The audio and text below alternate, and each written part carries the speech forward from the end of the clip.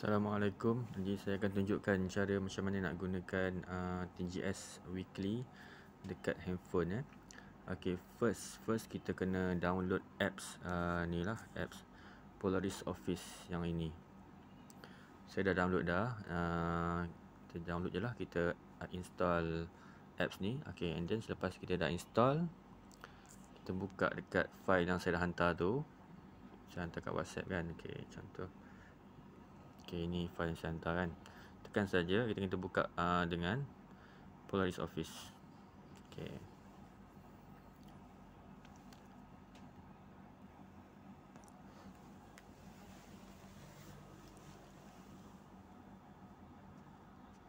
Alright, okay, dah buka.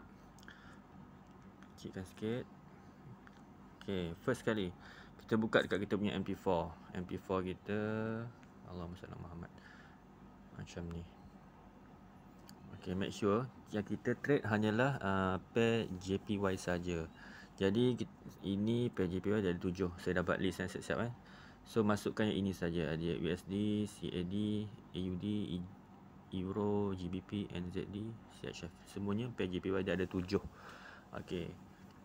Jadi kita kena buat satu persatu So kita akan buat benda ni, kita akan buat kita akan trade weekly. Jadi weekly ni kita trade hanya satu kali saja seminggu. Jadi kita akan buat entry hari Isnin. Hari Isnin kita dah buat entry, and then kita tinggal saja. Dia tutup kita punya MT4. Isnin depan baru kita tengok balik. Isnin depan baru kita close. Cara dia macam tu. Jadi kita first kali kita kena buka dekat sini. Kita buka dekat time frame weekly. Tekan kat weekly. Dan kita buat benda ni, yang step kita buat ni, kita buat hari Sabtu ataupun Ahad.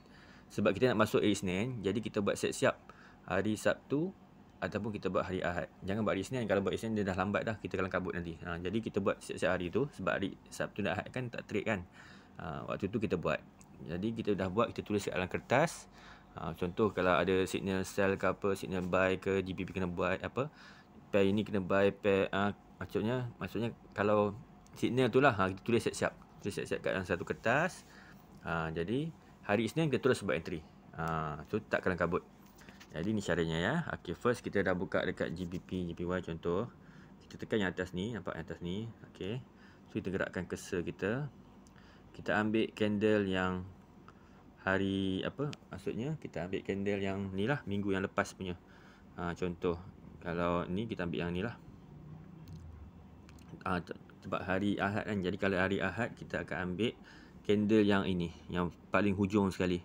Sebab kita make sure lah kita buat hari Sabtu ataupun hari Ahad saja. So kita ambil candle yang hujung ni, yang paling hujung sekali, yang ini contoh. Okay, contoh. So kita tengok yang atas ni, yang atas ni. Nampak yang atas ni? Okay, atas ni yang first kali menunjukkan open. Yang ini pula dia tunjuk kepada high, data high. Yang ini dia tunjuk data low.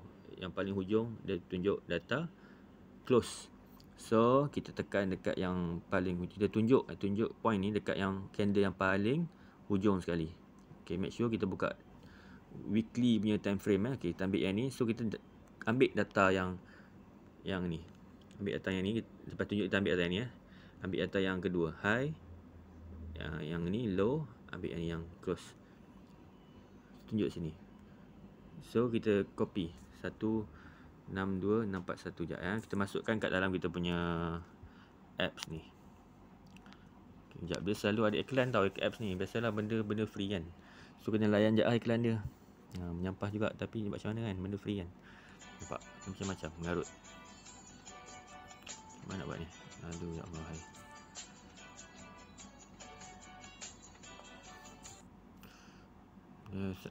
Lazada selalu post iklan kat benda ni. Lazada ni dah macam nak bankrupt ke apa. Banyak push sangat orang nak suruh beli kat dia. Tengok, mengarut. Ya Allah, ya Rahman, ya Rahim. Okay, langkah. Jadi first kali kita masukkan balance kita. Okay, ingat balance paling sikit kita kena ada lebih kurang 500 USD. 500 USD ni untuk account standard. Jadi kalau orang yang tak ada account, maksudnya tak cukup duit, tak cukup modal untuk 500 USD, boleh buka dekat account Sen. Okey, account Sen boleh tengok kat sini ya, list account Sen ya, saya check. Mana tu tadi saya buat tadi? Ni. Ini list untuk account Sen. FBS ada yang famous lah, yang paling okey saya rasa FBS okey. Yang ni 8cap pun okey untuk account Sen. Dan Instaforex. Saya rasa 3 ni should be okay lah. Ramai orang yang pakai, kebanyakan orang pakai account Sen, orang pakai 3 account ni.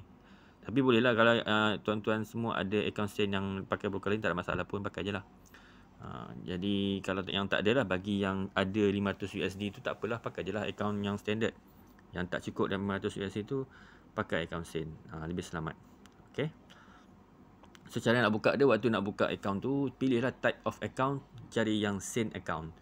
Jadi Sen account ni dia akan tunjukkan, dia akan paparkan kita punya modal kita tu, dengan Sen. Contoh kalau kita deposit 500 kita deposit 50 USD, dia akan tulis kat MP4 kita 5,000. Tapi dalam Sen lah 5,000 USD Sen. Jadi kalau 5,000 USD Sen, jadi kita masukkan kat kita punya ni. Ya Allah, add lagi. Semak tu add ni. Okey. Sekejap ya. Okay. So kalau 5,000 USD Sen, tekan edit dulu kat atas ni, edit. Okay. Tu type dekat atas ni apa ni? Okay, sini. Type dekat tulis FX ni tau, yang atas ni FX ni. Lebih senang. Type macam tu je. So kalau 5,000, tekan 5,000. Sini. So dia akan kira siap berapa yang kita boleh pakai. Okay, and then tekan yang dekat high ni. Okay, high ni tadi check balik tadi, kita tengok kat first tadi tu. Yang ni, okey. Okey. So macam saya cakap tadi, high ada dekat sini tau, dekat yang nombor 2 ni. Yang nombor 2 high, yang nombor 3 ni untuk low, yang last kali untuk close. So tunjuk balik dekat candle yang paling hujung kat sini. So dia punya high 162,641. 162,641. Jangan keluar lagi. 162,641. 162.641. Okey, tekan ni. Tekan teruskan kat bawah. Okey. Ini punya low pula. 161,349. Tekan dekat FX ni tau, nak type tekan kat FX ni. Okey. Apa tadi? 161 apa? 349.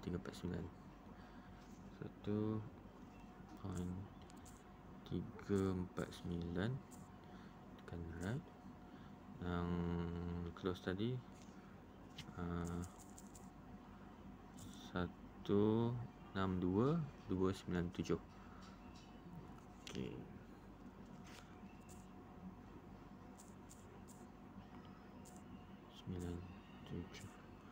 Alright. Okey, jadi signal dia buy. TP semua dah ada. Okey. Jadi ini kita buat untuk jadi kita tulis dekat kita satu, ambil kertas, tulis satu. So ini untuk GBP JPY kita tulis GBP JPY buy, TP kat sini, lot dekat lot banyak ni, TP kat sini, SL kat sini. Okey.